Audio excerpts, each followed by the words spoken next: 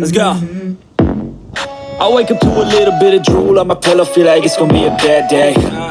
Yeah, I'm tired of shit, and the coffee ain't hit yet, damn, ain't that great. I don't want